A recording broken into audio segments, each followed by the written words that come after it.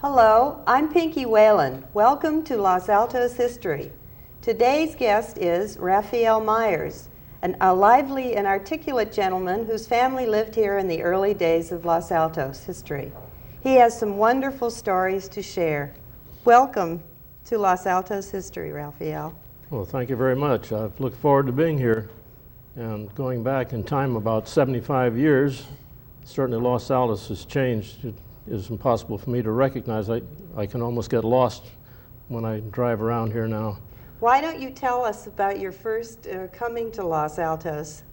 Well, we first came here in 1912, and our home was located on San Antonio Road, which at that time was a two-lane dirt road, and there was very little traffic, of course, and your nearest neighbor was probably 300 or 400 feet away, because everyone bought acreage in order to raise fruit, and the valley was noted for prunes and apricots at that time. Now, your father came to Los Altos and built a house? That's correct. He was a practicing doctor in San Francisco. He practiced out of the Mount Zion Hospital, and he felt that after he had established a family that San Francisco was a poor place to bring up children, and so he looked for a place in the country, and Los Altos appealed to him, and so he moved to Los Altos with my mother and the two children. The children. Right. Maybe first I'll ask you about some of the people you might have met when you came here. Well, did you know the Shoup family? Yes, and the people, of course, that we knew mostly were the neighbors. The Scotts that lived next door. He had about 5 acres of ground, and next to him were the Weidman family, who had a clothing store in Palo Alto, and it's still named after the family, although nobody's living. And down the street a little further was the Dixon family and the Lennox family. So these were all people that were neighbors, farmers. I have a picture here of the Weidman, one of the Weidmans. It's a picture that was taken around 1917. It's the baseball team at the grammar school. Do you recognize anyone in the photograph? Well, John Weidman, and the one that I think of mostly is a fellow named Jack Shoup, who I don't recognize, but of course when you look back 70 years, some of these people change a great deal. There's a Buswell boy that I recognize, but there's not too many of them in there that I do recognize. I think there's a, Clifford Clute or K-L-C-L-U-T-E, does that? I remember the name, but looking at the picture, I don't recognize him. Let's see here. Now that was at the grammar school. Did you go to the grammar school at that point?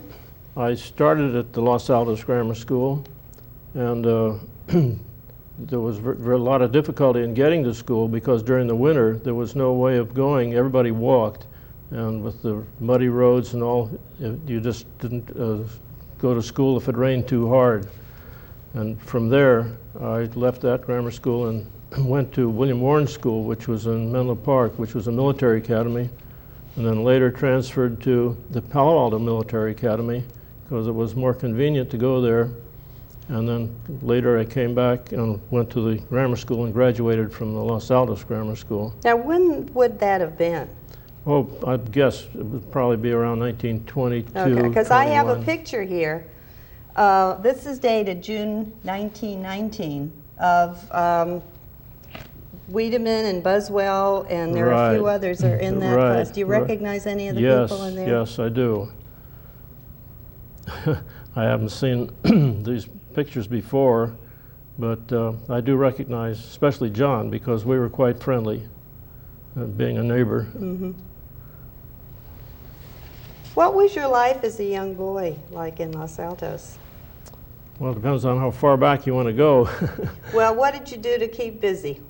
Well, there was basic entertainment was just playing with other kids that were close by, and then of course there were a lot of open fields, and we used to go hunting, and we went fishing, and there was a creek back in Los Altos, I guess it's the Adobe Creek, and there were trout in there, and we didn't bother about licenses or anything like that. You just went fishing. Same way with birds that you shot. Did you find any Indian artifacts at Adobe? There were artifacts in Adobe, not Adobe, but Indian mounds that were further down San Antonio Road where the Sears is now located. And people used to dig in there and look for things. We found arrowheads, but everybody was looking for a skull. You know, that would be a big deal. Mm-hmm. Did you have a bicycle? Yes, everybody had a bicycle that could ride, that's for sure. That was the only way you could get around. But later on, we did have horses, and I used to ride a horse and enjoyed that. Mm-hmm. Then it was kept on your property. That's right, yeah. And how'd your mother get around? Did she ride her bike, or did she walk? Or? No, she felt trapped, and so she knew a neighbor, the Peltier family that just lived a matter of a couple of blocks away, and Mrs. Peltier drove an electric car, and that appealed to my mother. And so she purchased an electric car, which was available up in Berkeley. It was a Roush and Lang electric, and at that time was about $5,000, which was a lot of money in those days. This car was capable of going about 50 miles, and the top speed was 35 when it was fully charged, but the last 10 miles were pretty slow. I understand you kind of got into racing cars with your friend, Mr. Weidman. Well, yes, I bought a car that he had cut down. In those days, you called them cut-down cars. They took the bodies off so that they'd be extremely light. It was a Model T Ford, and later on, this thing developed into a racing car.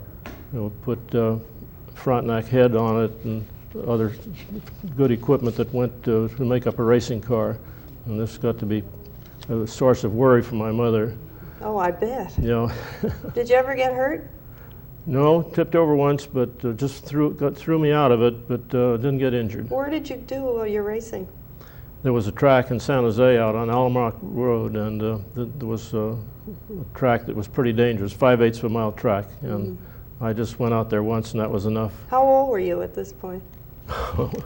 I guess I must have been maybe 15, something like that. A real daredevil. Well, I don't know what you'd call that, or foolish.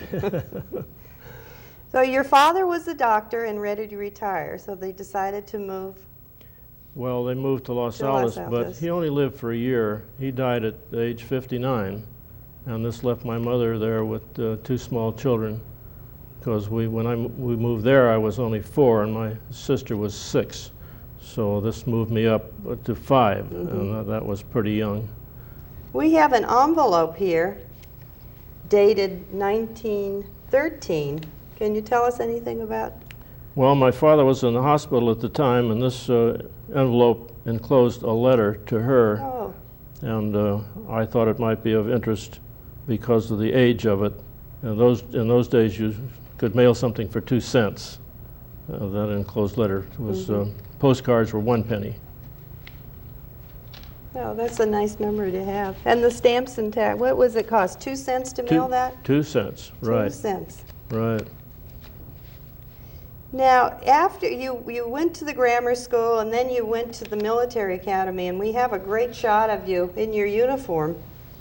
Yes, this was a new car that was purchased, and I was attending the Paladin Military Academy at the time, and I guess that the people that sold these cars thought it would be a good sales point, so this picture was taken for the purpose of putting it in the San Jose paper, and they published this, and it was a Chevrolet, it was a coupe, and it was a 190. It was a small car. and shook so badly after you got up to about 35 miles an hour to look in the rear view mirror you couldn't see anything. What year about was that? Oh, that must have been, let's see, probably about 1920. Did you have your license then? Yes, I got a license when I was 12 years old, and as a matter of fact, I can show you the license. It's kind of a keepsake because it's such a different license. It was good until revoked, and this license was issued in 1920, and I told them I was 14, and my mother confirmed this fact, but in actuality I was 12. So where did you go to get a license at that point? Went to the Department of Motor Vehicles in San Jose, and they didn't give you any test or anything. You just applied for a license, and they didn't ask any questions? No, I think it was $2. Oh, that's great. Box 5, Los Altos. That's right. That's great. I think we have another photograph here of a group, let's see, back at the grammar school, or what's this? Front of your... This is a picture of the old house towards the one end of the porch, and these were people that were visiting that had come down from San Francisco. It was a big day to come down from San Francisco. You could drive 35 miles an hour on a 2-lane road, which was El Camino, and so we always saw them when fruit was available. That was at least once a year, because everybody liked apricots. And they'd come down and just drop in unannounced. That was fine. So your house must have been used even after your father died. Your mother had friends visiting all the time, so all your friends from the city came down? Right. It was a big home, so in order to have company, because the neighbors were so far apart, there were no radios. If you wanted entertainment, you just had people. And it was really nice. It was enjoyable. Well, I remember standing on the front porch and overlooking the lawn, and you could see how many people and how you could accommodate and how pretty it was. You could see why she would want to have all those people around. Right. Did your mother work after your father died in Laurel No, Ridge? no. She was left with adequate means, so she had help in the house as well as a gardener that was in a gardener's cottage outside. So the place was kept up with no problem. It was nice. Did she have lots of hobbies? No, not a great deal. I think her hobbies were primarily her friends and her kids, you know. Did she get involved in any clubs in Los Altos? The garden club or? No, there were no such things. Oh. No, not that time. The main thing was just managing the orchard, see that the fruit was sold and that the orchard was cared for. And that kept her busy. Now, how much land did you have? 13 acres. 13 acres. That's the part that the old residence was on. In addition to that, my father had purchased 5 acres further down on San Antonio, and then over on Los Altos Avenue, he had 4 acres over there. That was sold later on, and we just kept the 13 acres.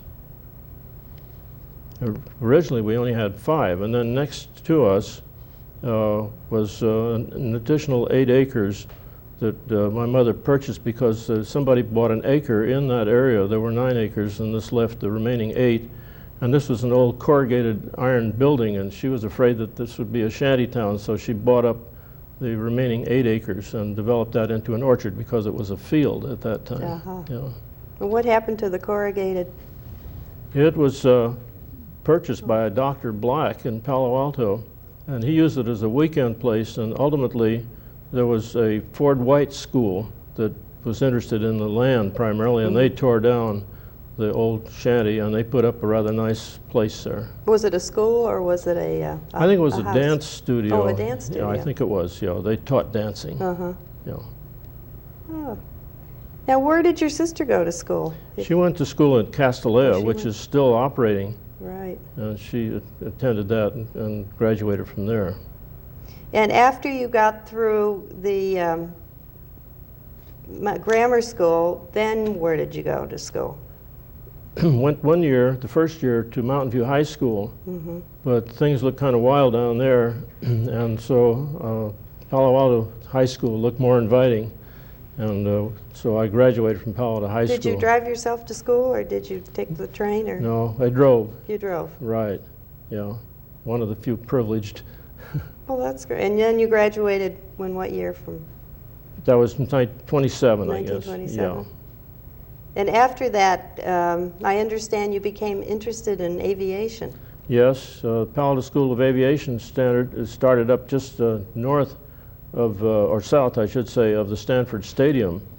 And they had a couple of airplanes in there, and of course an airplane at that time, 1927, was a rare thing, and so I had to go look, and that exposure resulted in a compromise with my mother, because she said, well, I'll go for schooling in aviation if you get rid of that racing car. So that's how I got involved with aviation, and graduated from that school and became a licensed pilot in 1928 with license 5012, which is a license for... and that was in the country, in the United States? That's correct, yeah. That's amazing. And what did you tell me, how many hours did you have to get?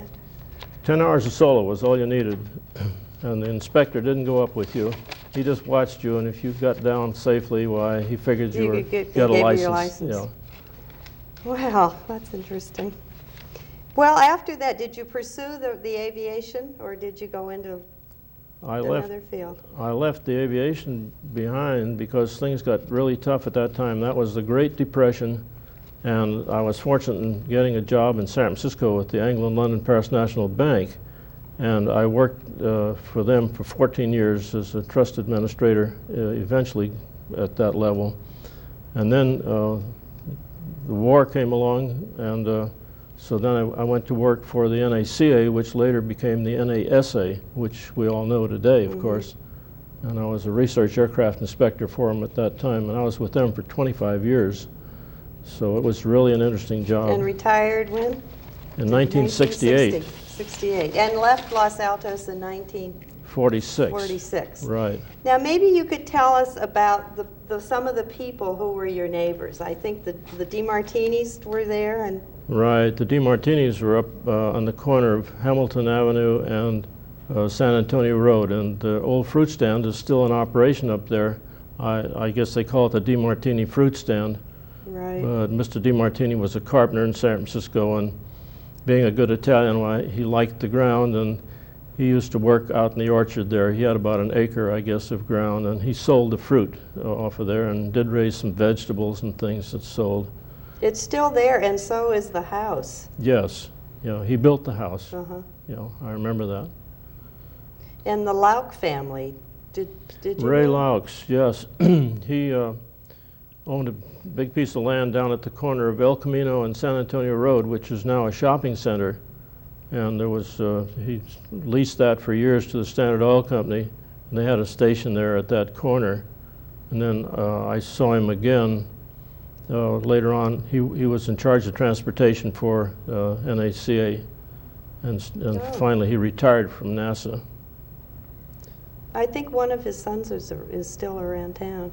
The Laux? I think, yeah, and there's a Lauk Street off of Los Altos Avenue. That's correct. Yeah. And that was named after him because he owned all that property in there. Now there were a family named Decker were down in that same area, weren't they? That raised chickens? Becker. Becker. Becker, yes, right. I think that was up on Pine Lane and Los Altos Avenue, near that area, someplace in there. Now, wasn't the gal that took care of you as a child, didn't she live on Pine Lane?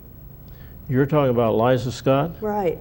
Well, actually, she didn't take care of me, but she did keep the house for us, and whenever we had parties, why, she was a great, she was a colored lady, incidentally, a very dear person, and she used to do all the cooking and service, and it was done real nicely, and everybody loved her. She was really a nice person.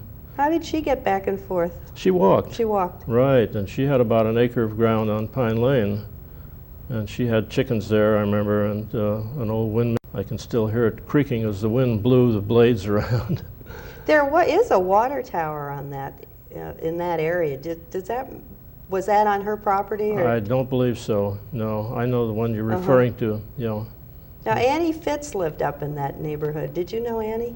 I know her from having met her recently, but prior to the recent meeting, I don't recall her, no.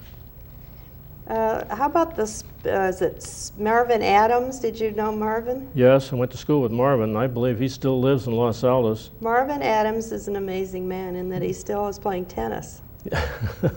Well, he must be about my age. Now, how old are you? I'm 79, 80 next February. Oh, you're 80 in February. Right. Well, happy birthday. You look great. Thank you. I hope I'm here to enjoy it.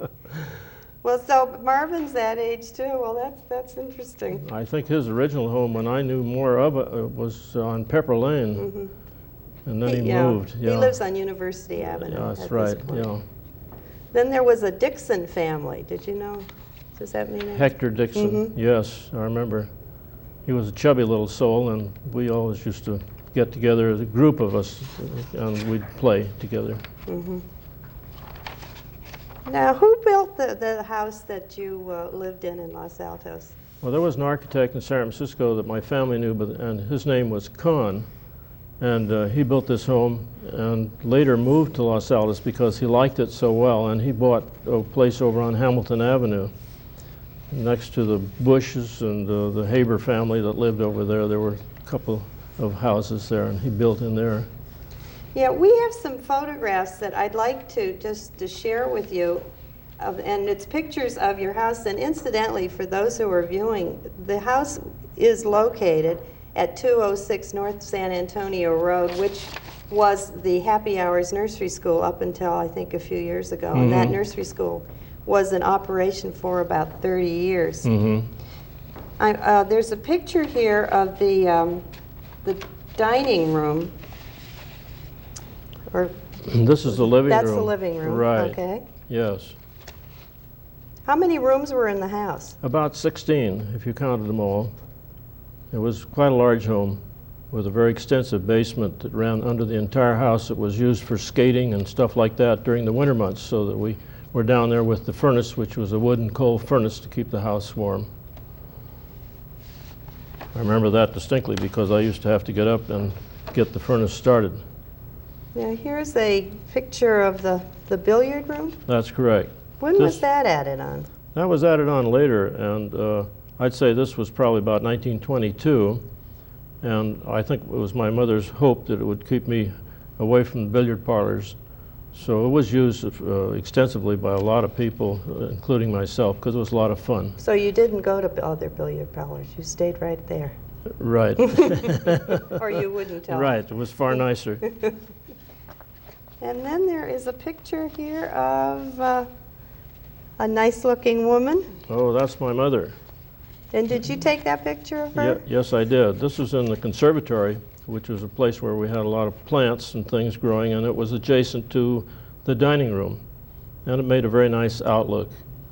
Yeah, I can recall that very vividly. And the flooring was concrete, and it was broken up into squares, as you can see. It was marked off like most concrete floorings are.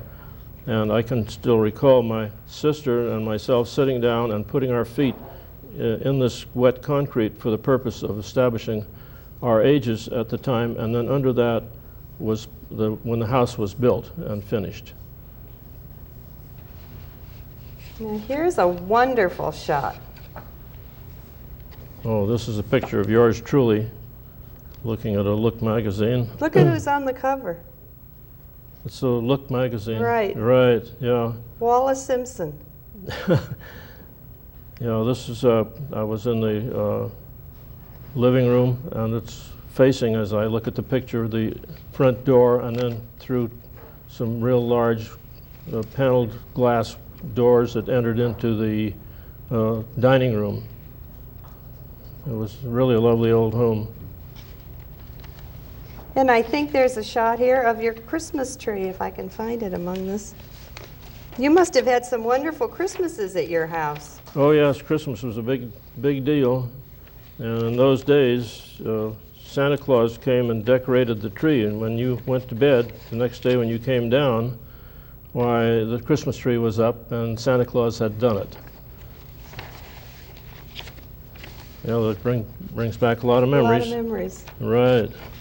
Now, there was a house across the street that the man who built the billiard room on your house had belonged to Andrew H. Knoll, and he built that house a little at a time. He took years to do it, and I think it must have been the things that were left over from jobs that he had. It was a very different looking house, but a lovely, lovely home. And his wife's name was Elsie, but they were very quiet people. You know, we're really happy to have that picture because the people who own the house now are really curious to know, have some of the background. And this is the first time we've really been able to... well, you can see the house here because this picture was taken shortly after it was completed, and the plants are so small that you have a chance to take a picture of the house. As I've driven by it recently, it's almost impossible to see the house because all these trees are growing up in front. Let's see, what kind of a car did your mother have? She drove that Rauschenlang electric car. And run by?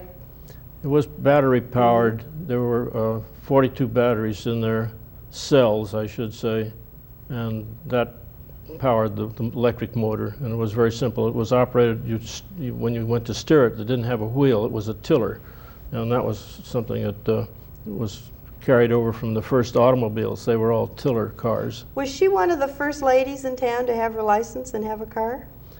I wouldn't say the first lady that would be driving a car, but certainly the second one that had an electric car, that's for sure. Everyone was probably jealous of her, I would think.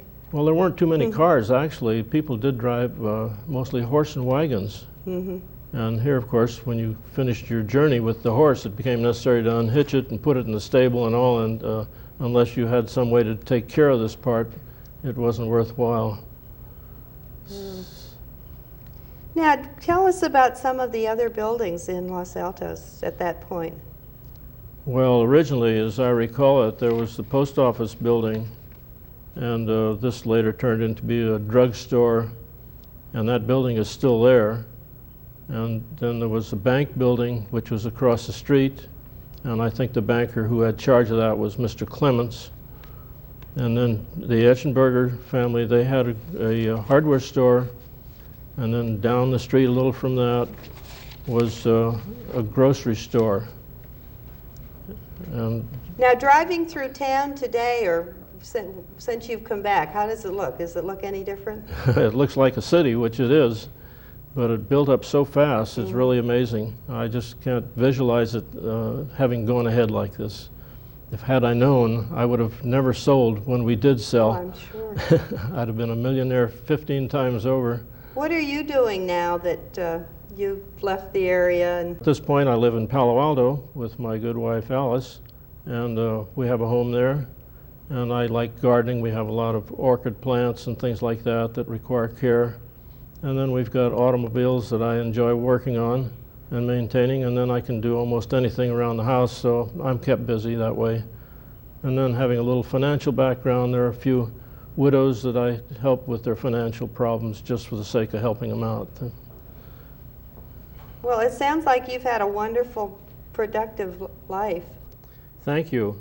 I think I have. It's been a real pleasure being here as your guest. Thank you, Raphael, for being our guest today. And thank you for being with us on in Los Altos History.